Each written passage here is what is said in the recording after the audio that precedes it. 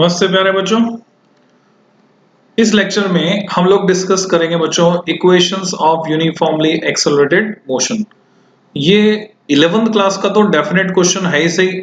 जब भी आपका एग्जाम होगा आपके सिलेबस में अगर ये है तो ये आने ही वाला है, ये मान लीजिए आप। तो हम पढ़ रहे थे चैप्टर 3 और ये है lecture number 5 motion in 1D। और अगर बात करें कॉम्पिटिशन्स की तो जेई, नीट, एनडीए, सेट, इन सब के लिए एसेंशियल है equations of uniformly accelerated motion, जिनको हम तीन अलग अलग तरह से डिराइव कर सकते हैं बच्चों। पहला तरीका एनालिटिकल मेथड, दूसरा तरीका ग्राफिकल मेथड और तीसरा और मोस्ट इंपॉर्टेंट मेथड जो है वो है कैलकुलस मेथड। तो पैरेलल में मैंने कैलकुलस पर लेक्चर्स डाले हैं, वीडियोस डाले हैं, तो आप वहां से कैलकुलस सीख सकते हैं। और रिसेंटली मैं एक सिंगल वीडियो में पूरे कैलकुलस को कंप्रेस करके डिस्कस करूंगा, जो काफी यूजफुल वीडियो रहेगा। So let's start equations of uniformly accelerated motion, इनके बारे में हम सीखते हैं बच्चों। So kinematic equations for uniformly accelerated motion आप एनसीईआरटी खोल सकते हैं। एनसीईआरटी में ये है आर्टिकल 3.6। तो आर्टिकल 3.6 की हम बात करें, for uniformly accelerated motion we can derive some simple equations that relate displacement x, time taken small t, initial velocity को यहाँ एनसीईआरटी में v0 से दिखाया है, हम चाहे तो u से दिखा सकते हैं, स्मॉल u से भी दिखा सकते हैं, final velocity v and acceleration a. Equation 3.6 already obtained gives a relation between final and initial velocities v and v0 of an object, जो हमने previous lecture में डिस्कस किया था, moving with uniform acceleration a. तो ये हमने बच्चों previous lecture में डिस्कस किया था, v equal to v0 plus at. This relation is graphically represented in figure 3.12. The area under this curve is area between instants 0 and t, जो कि area of triangle ABC plus area of rectangle OACD है। कैसे समझते हैं इसको? तो इस graph में देखेंगे हम फिगर 3.12। ऑब्जेक्ट v0 से स्टार्ट हुआ, इनिशियल वेलोसिटी v0, जिसको हम u भी मान सकते हैं, और अंडर कांस्टेंट एक्सेलरेशन चलता हुआ, एक्सेलरेशन कांस्टेंट है, कैसे पता चला? Slope of velocity time curve represent acceleration, तो पूरे टाइम इसका स्लोप यहाँ देख रहे हैं आप सेम है। ये पहुंचा पॉइंट b पर, जहां उसकी फाइनल वेलोसिटी हो गई v और टाइम हो गया t। तो मोशन स्टार्ट हुआ t इक्वल टू 0 से लेकर t इक्वल टू t तक अंडर कांस्टेंट एक्सेलरेशन। अगर मैं इसका एरिया अंडर द कर्व निकालता हूं तो मुझे इस ट्रायंगल का एरिया भी चाहिए और इस रेक्टेंगल का एरिया भी चाहिए, और दोनों को मिलाकर मैं ये कह सकता हूं कि वो होगा डिस्प्लेसमेंट के बराबर अगर ये वेलोसिटी टाइम कर्व है, और अगर ये स्पीड टाइम कर्व है तो डिस्टेंस के बराबर, यानी स्केलर तो स्केलर, वेक्टर तो vector. Area under VT curve for an object with uniform acceleration. As explained in previous section, the area under VT curve represents the displacement. Therefore, the displacement x of the object is, मैं इन दोनों area को add करूंगा तो triangle का area तो क्या हो गया बच्चों? Half into base into height. तो बेस है t और हाइट है v माइनस v0, तो आप देख रहे हैं half into v minus v0 into t। और इसमें इस रेक्टेंगल का एरिया हमें जोड़ना है, तो इधर इसकी एक साइड है v0, दूसरी साइड है t, तो v0t। तो इक्वेशन क्या बन गई? v minus v0 equal to at, therefore x equal to half at square plus v0t। ये कहां से आया? हमने वैल्यू रख दी किसकी? v की, जो क्या थी? u प्लस at, तो वहां से हमें मिल जाएगा। तो x की वैल्यू यहां से आ गई, तो ये हमने v की वैल्यू इसमें रखी, या v माइनस v0 की वैल्यू रख दी, सीधे v माइनस v0 की वैल्यू रख दी, तो हमें x मिलता है half at square plus v0t, जिसको हम इस फॉर्मेट में याद रखते हैं, x इक्वल टू v0t पहले लिखेंगे प्लस हाफ at स्क्वायर, और आपको पता है v0 की जगह हम u लिख सकते हैं, initial velocity. Equation 3.7 can also be written as, इसका एक और फॉर्मेट आप देख सकते हैं x की टर्म्स में, x equal to v plus v0 by 2 into t, जहां पर हम देख रहे हैं v प्लस v0 बाई 2 वो होती है एवरेज वेलोसिटी, जिसको हमने v बार से दिखाया, where v bar v plus v0 by 2 ये केवल तभी होगा, वैलिड होगी जब एक्सेलरेशन कांस्टेंट होगा। सो इसको आप अंडरलाइन कर लें, हाईलाइट कर लें, ये सिर्फ इसी सिचुएशन में वैलिड है, अदरवाइज नहीं। यानी कांस्टेंट एक्सेलरेशन के अंडर मूव कर रहा है अगर ऑब्जेक्ट तो ये वैलिड है, नहीं तो नहीं। Then equation 3.9a and 3.9b mean that the object has undergone displacement x with an average velocity equal to the arithmetic average of the initial and final velocity। ये इसका मीनिंग हो गया। अब इक्वेशन 3.6 से अगर मैं t की value निकाल कर, ये बच्चों एनालिटिकल मेथड है, अभी हमने ये ग्राफिकल मेथड से इक्वेशन 2 को डिराइव किया, अब वापस हम एनालिटिकल मेथड पे आ गए। इससे पहले हमने एनालिटिकल मेथड से इक्वेशन 1 को डिराइव किया था, बाद में हम कैलकुलस से सीखेंगे। तो t की वैल्यू अगर मैं निकालता हूं, क्योंकि v कितना था अगर मैं आपको याद दिलाऊं, तो जो v था हमारे पास वो था v इक्वल टू v0, जिसकी जगह मैं u भी लिख सकता था, प्लस at। तो यहां से मैं t की वैल्यू अगर निकालता हूं तो मुझे मिलती है v minus v0 upon a। ये वैल्यू मुझे मिली t की, जिसको मैं उठाकर मैं यहाँ रख देता हूं। तो v बार इंटू टी, तो v bar average velocity, v plus v0 by 2 initial plus final divide by 2, और t की वैल्यू रख दी v minus v0 upon a। फिर दोनों जब मल्टीप्लाई होंगे तो v square minus v0 square upon 2a, और यहां से हमें मिल जाती है यूनिफॉर्मली एक्सेलरेटेड मोशन की third equation v square equal to v0 square plus 2ax। तो ये तीनों इक्वेशन का डेरिवेशन हो गया। हालांकि ग्राफिकल मेथड से हमने सिर्फ एक इक्वेशन को डिराइव किया है, ग्राफिकल मेथड से हम फर्स्ट इक्वेशन भी डिराइव कर सकते हैं। यहां दिखा नहीं मुझे उसका डेरिवेशन, पर हम डिराइव कर सकते हैं। कैसे? यहां अगर मैं स्लोप निकालता हूं tan थीटा, इस ट्रायंगल का tan थीटा, तो होगा v minus v0 upon t। तो आप देखो यहां से फर्स्ट इक्वेशन आ गई। tan थीटा इसका जो स्लोप है वो किसके बराबर है? एक्सेलरेशन को रिप्रेजेंट कर रहा है, तो a equal to v minus v0 upon t और v equal to v0 plus at। ये फर्स्ट इक्वेशन का डेरिवेशन हो गया यूजिंग ग्राफ। तो अब इससे आगे की बात हम करते हैं। ग्राफ इसी सिचुएशन को लेकर बनेगा कि एक ऑब्जेक्ट ने अपना मोशन v0 इनिशियल वेलोसिटी से स्टार्ट किया, t टाइम तक अंडर कांस्टेंट एक्सेलरेशन a चला और फाइनल वेलोसिटी उसकी हो गई v। तो उसको हम ग्राफिकली उसके मोशन को इस तरह से दिखा सकते हैं। नाउ नेक्स्ट पेज पे आते हैं।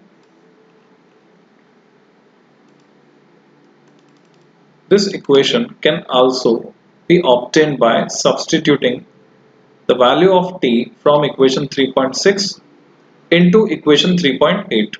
Thus we have obtained three important equations. तो कई तरीके हैं, है ना, कोई सा भी एक तरीका आप इस्तेमाल कर सकते हैं। हाँ, जो 11th क्लास का एग्जाम देने वाले बच्चे हैं उनको बाउंड कर दिया जाता है, बोलते हैं कि कैलकुलस मेथड से डिराइव करो तीनों इक्वेशंस। तो वहां आपको ध्यान रखना है, वहां पर आपको कैलकुलस लगाकर यानी डिफरेंशिएशन, इंटीग्रेशन, इन्हें यूज करके डेरिवेशन करना होगा। So v equal to v0 plus at, x equal to v0 t plus half at square, v0 equal to v0 square plus 2ax। ये हो गई तीन इक्वेशन मोशन की। Connecting five quantities v0 initial velocity, v final velocity, a acceleration, t time and x displacement. These are kinematic equations of rectilinear motion. Why these are called kinematics? What is the difference between kinematics and kinetics? याद है आपको?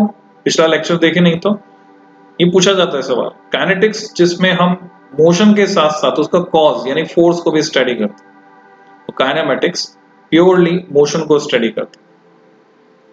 तो rectilinear motion for constant acceleration. The set of equation 3.11a were obtained by assuming that at t equal to 0 the position of the particle is x equal to 0. We can obtain a more general equation. इसका general format क्या होगा? If we take the position coordinate at t equal to 0 as non-zero, say x0, then equation 3.11a are modified, replacing x by x minus x0. तो equation modify होकर first equation तो वही रहेगी, v equal to v0 plus at। Second में initial position add हो जाएगी, तो x equal to x0 plus v0t plus half at square. और थर्ड इक्वेशन में एक्स जीरो को हम सब्ट्रैक्ट कर देंगे, जो डिस्प्लेसमेंट है वो आ जाएगा यहाँ पर, यानी V square equal to V zero square plus 2a X minus X zero.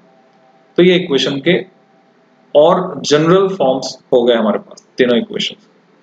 अब ये क्वेश्चन जो है example 3.3 obtain equation of motion for constant acceleration using method of calculus, ये आपको 11th क्लास के एग्जाम में मिलता ही मिलता है, तो कैलकुलस से इनको आपको डिराइव करना आना चाहिए। अब यहाँ डायरेक्टली स्टार्ट कर दिया बाय डेफिनेशन, बट मैं आपको सजेस्ट करूंगा कि मिनिमम आपको इतना तो लिखना ही है। कितना लिखना है मैं लिखकर बता देता हूं आपको, आपको इतना तो लिखना ही है बच्चों।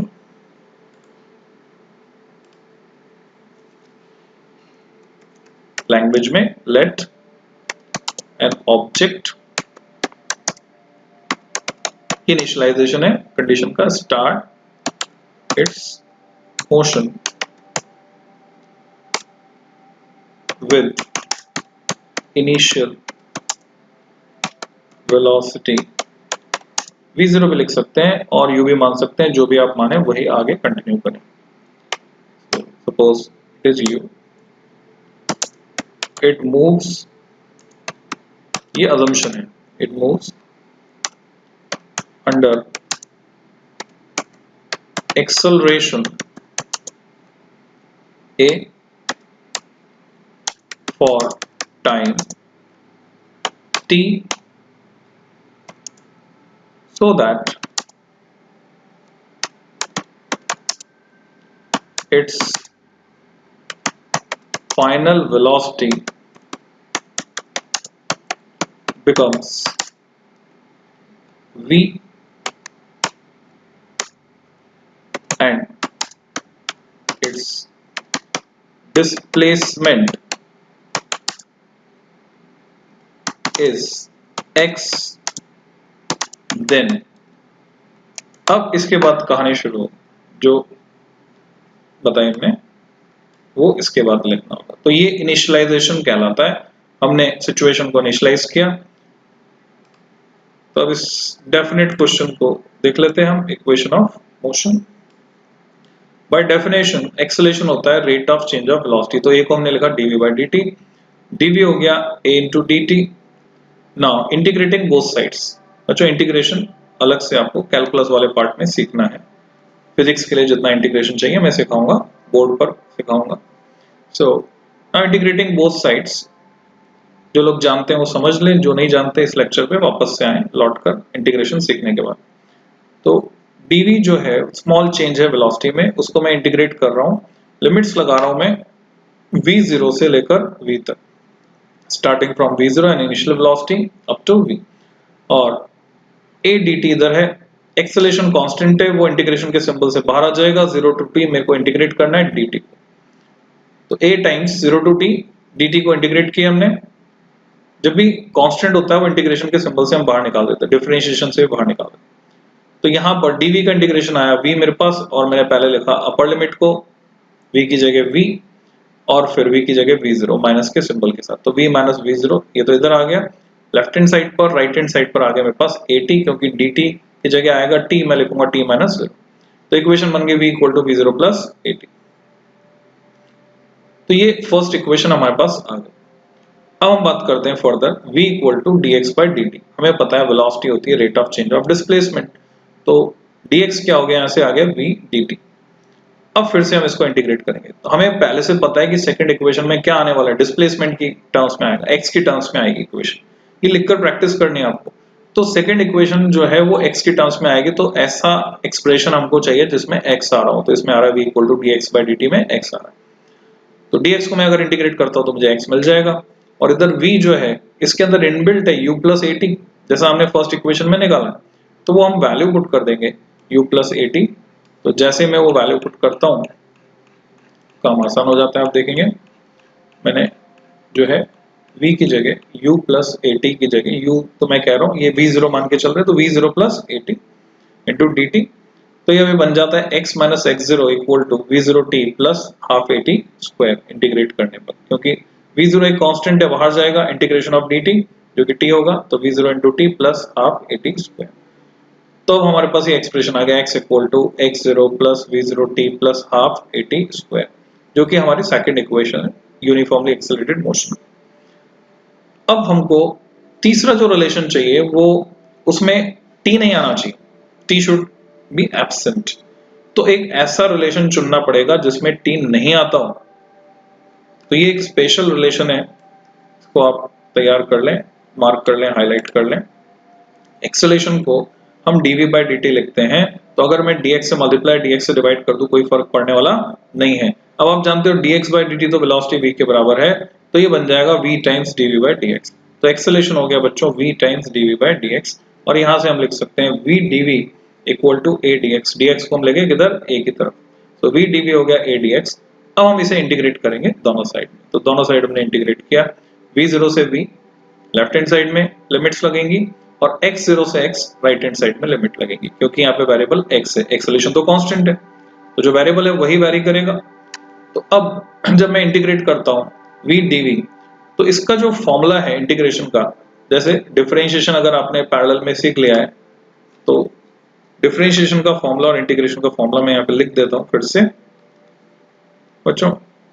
डिफरेंशिएट अगर हम कर रहे हैं, यही फॉर्मूले काम आते हैं सबसे ज्यादा फिजिक्स में, x की पावर n को, तो x की पावर n क्या फंक्शन है, y की जगह, तो हमें मिलता था n x raise to power n minus 1। पर अगर मैं इंटीग्रेट कर रहा हूँ ये सिंबल इंटीग्रेशन का x की पावर n को, तो हमें मिलता है x की power n plus 1 upon n plus 1, और साथ में कांस्टेंट ऑफ इंटीग्रेशन आता है जिसकी वैल्यू हम निकालते हैं बाउंड्री कंडीशंस रख के।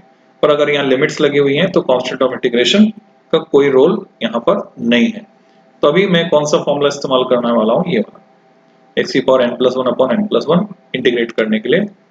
तो ये फॉर्मूला हमने लगाया यहाँ पर, v dv by dx integrable format में आ गया, v dv जैसे x dx, तो v की पावर 1 है, तो 1 प्लस 1 x की power n plus 1 upon n plus 1, तो 1 प्लस 1 मतलब स्क्वायर, तो ये मुझे मिलता है v square upon 2, 1 plus 1 is 2। अब v स्क्वायर बाय 2 में मुझे वैल्यूज रखनी है, पहले लोअर लिमिट, सॉरी पहले अपर लिमिट v और फिर माइनस का साइन लगा के लोअर लिमिट, तो 1 बाय 2 तो कॉमन आ गया, v square minus v0 square यहाँ बचा, ऐसे इधर a कांस्टेंट बाहर आ गया, dx का इंटीग्रेशन x और पहले upper limit x minus x।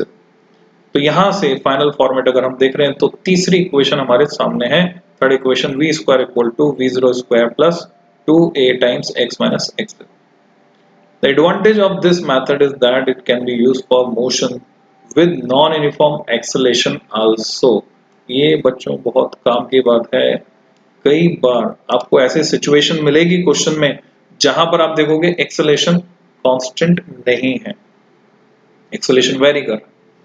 अब ऐसे सिचुएशन में जो पहले इक्वेशंस थी, पहले जो मेथड हमने यूज किए थे वो मेथड हम नहीं लगा सकते। हाँ, अगर एक्सेलरेशन वेरिएबल है तो यहाँ पर एक्सेलरेशन को वेरिएबल करके हम ये मेथड लगा सकते हैं। तो कैलकुलस मेथड का एडवांटेज अच्छे से समझ लो। Advantage of this method is that it can be used for motion with non uniform acceleration also. मैं आगे एग्जांपल से समझाऊंगा इसको, मैं बताऊंगा किस तरह से जब एक्सेलरेशन कांस्टेंट नहीं था वहां हमने इस मेथड को लगाया और रिजल्ट निकाला। Now we shall see these equations to some important cases. तो ये कुछ एग्जांपल्स आ गए, तो उनको नेक्स्ट पार्ट में हम डिस्कस करते हैं। फिलहाल आप क्या करें कि प्रैक्टिस करें इन तीनों इक्वेशंस को डिराइव करने की।